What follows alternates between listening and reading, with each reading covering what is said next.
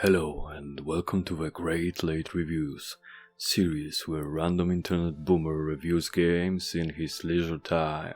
For the first episode, we're gonna take on something that I haven't played since PlayStation 1 era. A Spider-Man game. To be exact, Spider-Man Remastered, PC version.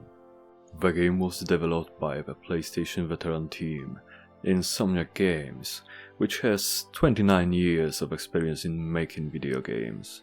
Now that I call impressive.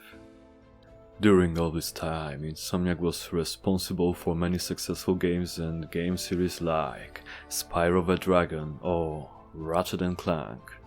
No wonder new Spider-Man games are good as well. Oh no, now I spoil the whole review. Nah, let's go into the Spider-Verse. When it comes to the movies and games based on the comic books, the most important thing is story, so that's where we're gonna start.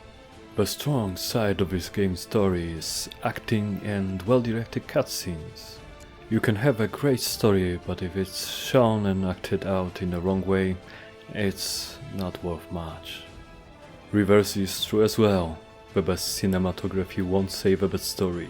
Fortunately, in this case we got a combination of good narrative and decent story that rehashes known tropes and villains from the world of Spider-Man that we are familiar with from comic books, movies, TV shows and other Spidey games.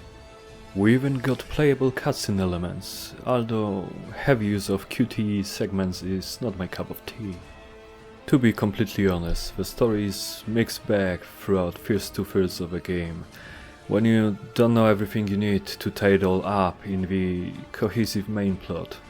But the last third of the game, well, it just all makes sense then. When it comes to enemies you're gonna have to fight in the main story, we got proper size of big-ass villains that you're gonna fight one or more times during the main mission time. There is also an A-tier bad guy of the story. It all composes decent enough for the length of the game. But as I mentioned before, not all is good and dandy. Sometimes things just don't make logical sense. For example, garbage collection crew went for a pizza and there is a whole pie in the open box on the trash track collection platform, parked in front of a pizzeria joint. I mean, like, what the hell guys, why is it there? Whatever reason you would come up with, it's still not sanitary and just plainly wrong from the Italian food enjoyer perspective. We got plenty of plot holes in the main story, but at least they are minor ones. Nothing immersion breaking in my opinion. One thing that amuses me though, everyone got speed dial to Spider-Man. Calling at seemingly random times, like come on, is it Spider-Man hotline or what? I mean, not only friends and people useful for our in-game activities but even foes. Peter really needs to change his phone number. Speaking of Peter, characters who guess Spider-Man's identity all make sense except one, but I'm not gonna spoil it here for you. Side stories are decent for what they are, but they are not even close in the quality to the main plot. If you want to spend more time in game, you can play them, but leaving it alone won't take anything from the main storyline. All in all, I like how it all went from the start and especially to very dramatic ending, fitting for the Spider-Man franchise. So I told you the most important thing was the story, huh?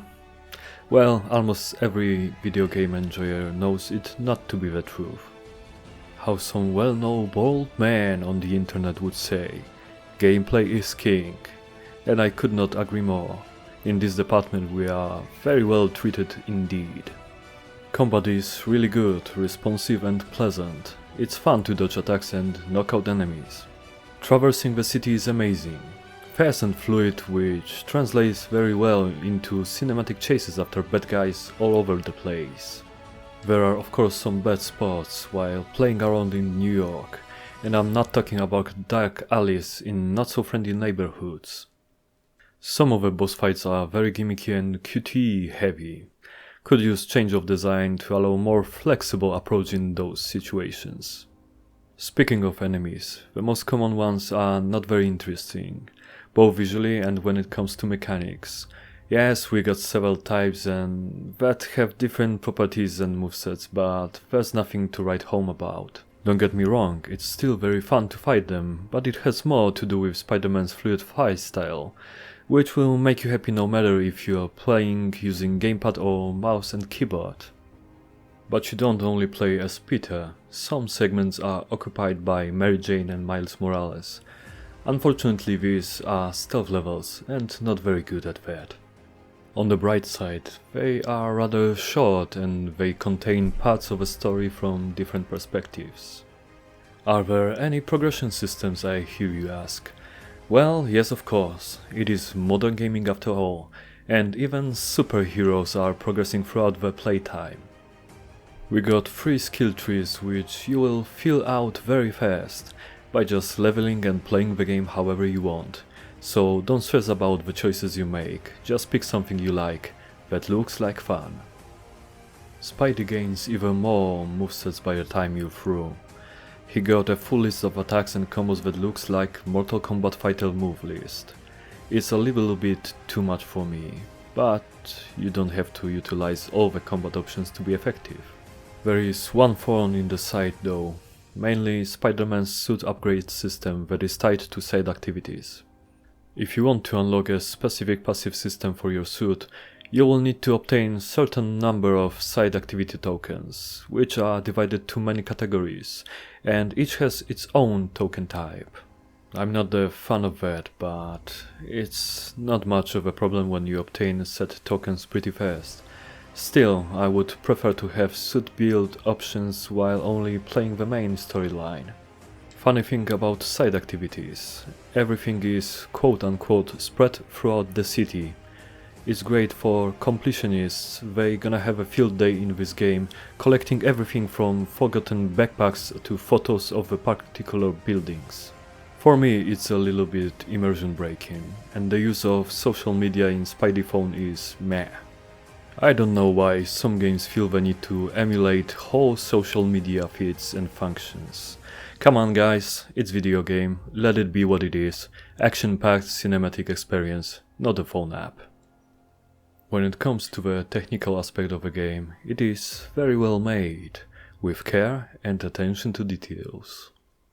Graphical options are some of the most customizable in recent memory. We got whole spectrum to decide what kind of eye candy we wanna have while achieving desirable performance. Ray tracing with plenty of custom settings, every resolution upscaling method from 3 graphics card manufacturers, and even one made in-house by Insomniac. That is quite impressive to say the least. Parts of New York we get to swing around look great, both when traversing in high speed and up and close and personal. Animations are very well made, especially the ones applied to our protagonist. The only thing that I can criticize harshly when it comes to the graphical presentation is that some of NPC's faces are not high quality. I'm not talking only about some random city dwellers observed when walking the streets and pavements, but even in cutscenes. Some of them just look really bad for such good looking game. Somewhere in between we got Mary Jane. She looks good enough, but the shimmering of her hair and eyebrows is distracting. Maybe they can patch it out in the future and use more friendly hair rendering for all types of anti-aliasing. Coming back to the good things, the cutscenes are very well directed, great camera work and animations give you the cinematic effect we want from this type of game. What bumps up the theatrical feeling even more is music, which contains some great compositions. They are all new, but in sound faithful to both old and new movies in the Spider-Verse. It is really amazing achievement, and people responsible for the music part of the game should be really proud. Sound design and other audio aspects are not lacking behind. They are cohesive and well placed. With all those elements playing well together, we can immerse ourselves into the game's world while having a pleasurable gameplay at the same time. One thing that Spider-Man Remastered does better than any other game to my knowledge is accessibility options. I was shocked to see that much customization. It is really achievement in its own class. For me, setting most of a QTE to autocomplete and using the option to skip the logic puzzles in form of uninteresting simple minigames was a blessing indeed. You get to change much more if you want to. For example, elongate the dodge windows to match your aging boomer reflexes. Not all of us are as fast on our toes like young Peter Parker. I could tell you that I recommend this game for Spider-Man fans, heavy action enjoyers, completionists, etc., but it's way simpler than that. Spider-Man Remastered is, simply put, a good game that can be enjoyed by virtually anyone. It's not a masterpiece like Elden Ring, but well, nothing is. It is simply a great fun in a virtual world that was created with care, hard work and talent. In age of not finished titles and overly aggressive monetization, Spider-Man Remastered is well-polished product that I can recommend to every fan of video games. That's all I've got for you today. See ya next time in the another Great Late Review.